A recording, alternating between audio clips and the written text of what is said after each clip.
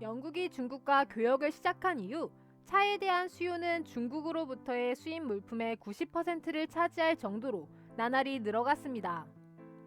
이에 비해 중국의 자급자족적 경제 구조로 인해 영국 상품의 수출은 적어 영국은 막대한 무역 적자를 보며 상당한 양의 은을 지불해야 했습니다.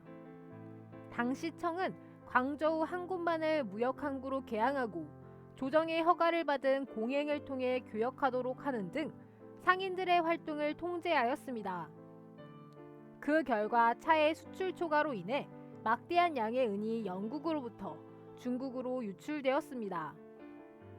영국은 무역 불균형 상황을 타파하기 위해 양쯔강 유역의 차 원산지와 가까운 지역에서 무역하고 중국을 자국의 상품 시장으로 만들기를 원하였고, 이에 1792년 청에 맥카트니 사절단 등을 보내 개항과 자유무역을 위한 대등한 조약 체결을 요청하는 등 여러 차례 무역의 확대를 꾀하였으나 매번 거절당하였습니다. 이에 19세기 이후 영국은 동인도 회사를 통해 인도에서 재배한 아편을 중국에 밀수출하여 무역 적자를 메우기 시작하였습니다. 이러한 아편 무역은 청에 심각한 문제를 야기하였습니다. 청에서 영국으로 은이 유출되기 시작하여 국가 재정과 국민 생활이 어려워졌으며 아편 흡입에 따른 국민 건강 문제도 대두하였습니다. 청은 아편 밀무역으로 인한 경제적, 사회적 문제를 해결하고자 임칙서를 광저우에 파견하여 아편 몰수 및 영국 상인의 무역을 금지하는 등 아편 무역을 단속하고 아편 흡입자를 처벌하였습니다. 영국은 이를 계기로 1842년 제1차 아편전쟁을 일으켜 승리하고 불평등 조약인 난징 조약을 체결하였습니다.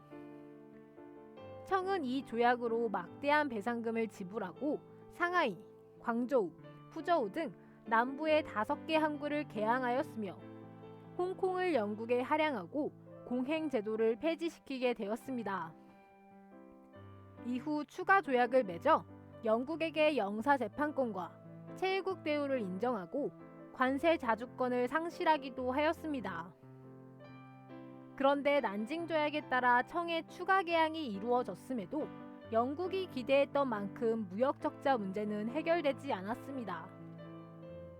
마침 청 관리가 광둥만에 정박 중이던 영국 국적의 배를 검문하는 과정에서 영국 국기를 강제로 내렸던 에로우 사건이 발생하였고, 영국은 이를 기회 삼아 선교사 피살 사건을 문제 삼은 프랑스와 연합하여 1856년 제2차 아편전쟁을 일으켰습니다.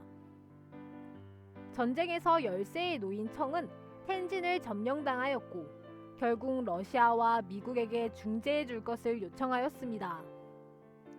이때 청은 즈프, 난징, 항코우, 타이난 등 10개 항구를 추가로 개항하고 외국 공사의 베이징 거주를 허용하였으며 내지 여행의 자유, 크리스트교 선교의 자유 등을 허락하는 텐징 조약을 1858년 체결하였습니다.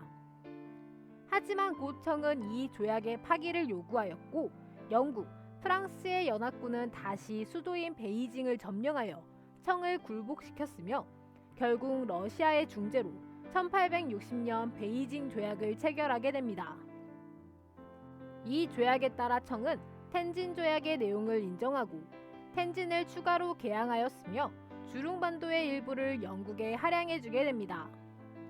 이때 베이징 조약을 중재하였던 러시아는 청으로부터 연해주를 얻어 부동항을 획득하였습니다. 이 아편전쟁에서의 패배로 청의 위신은 크게 손상되었으며 청 중심의 동아시아 국제 질서가 변화하는 계기가 되었습니다.